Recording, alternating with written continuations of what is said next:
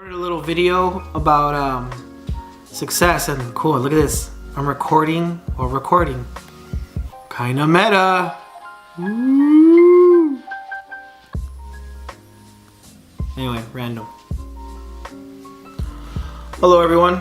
So I'm gonna go ahead and talk about success and I wrote out some questions and I'm gonna give my answers to them, okay?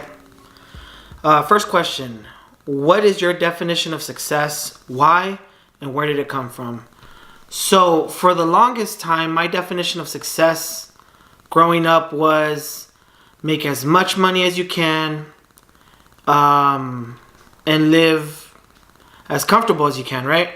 And I believe that came from being so poor growing up. We didn't have a house. We always lived in apartments.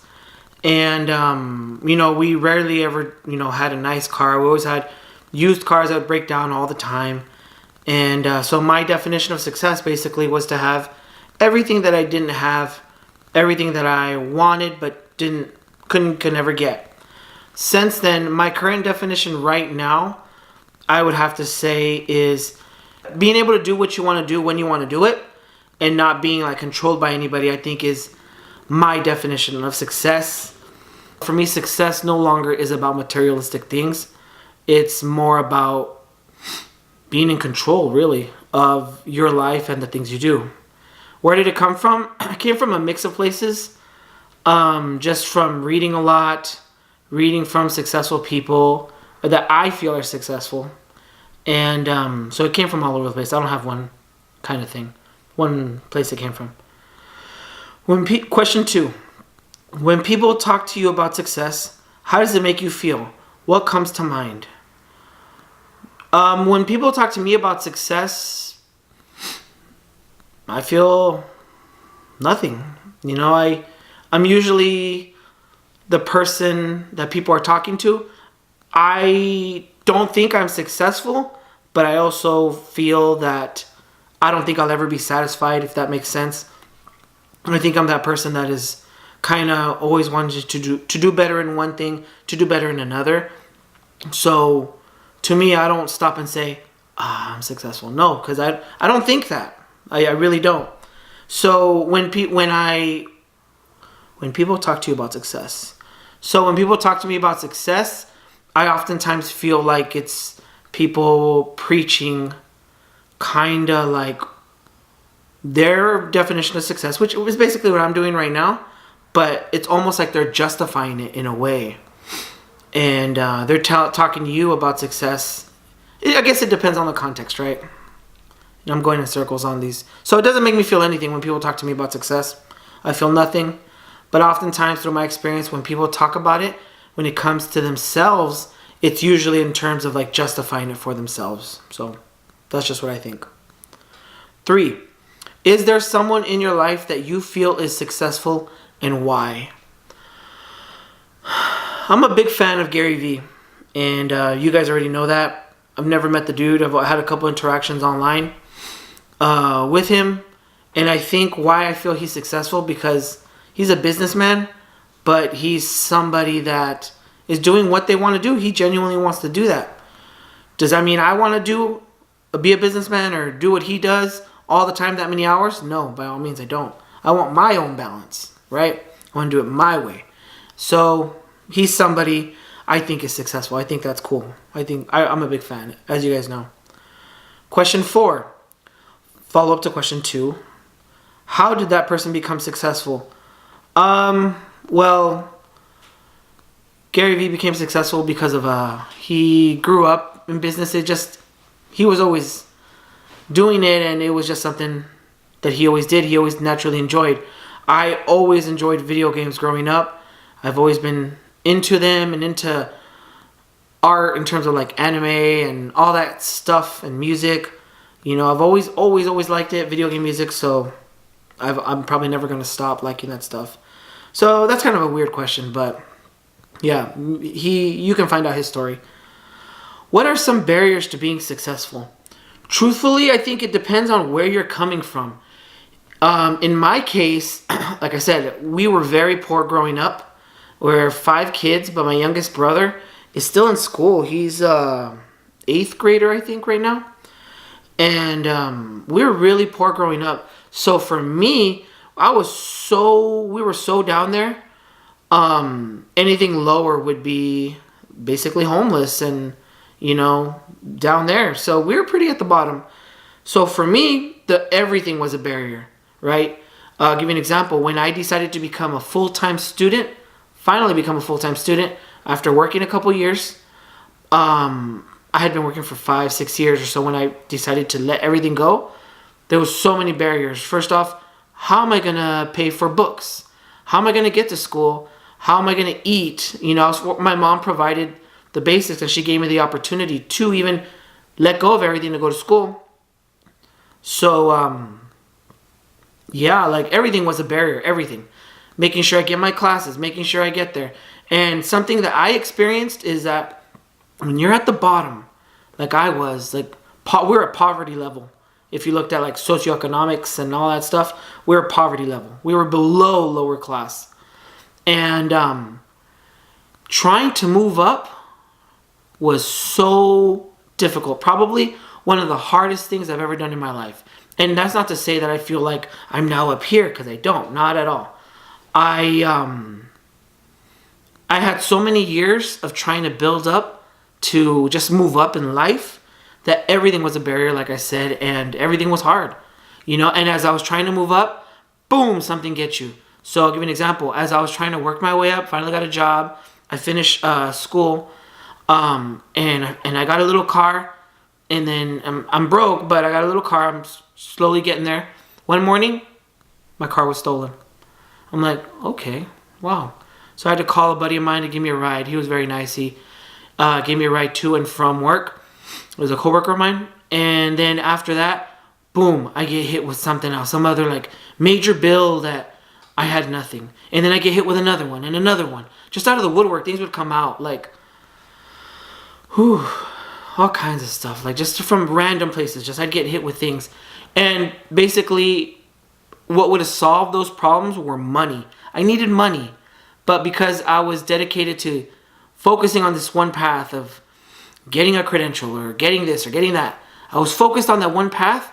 Everything was bringing me down. So yeah, I could have stopped and I could have worked 2-3 jobs like I did prior to, but then I get stuck in that loop again.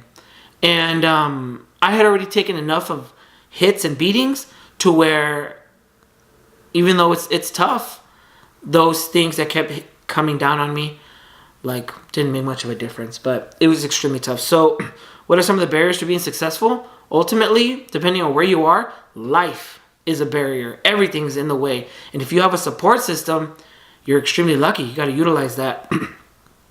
So for me, it was everything. Everything was a barrier.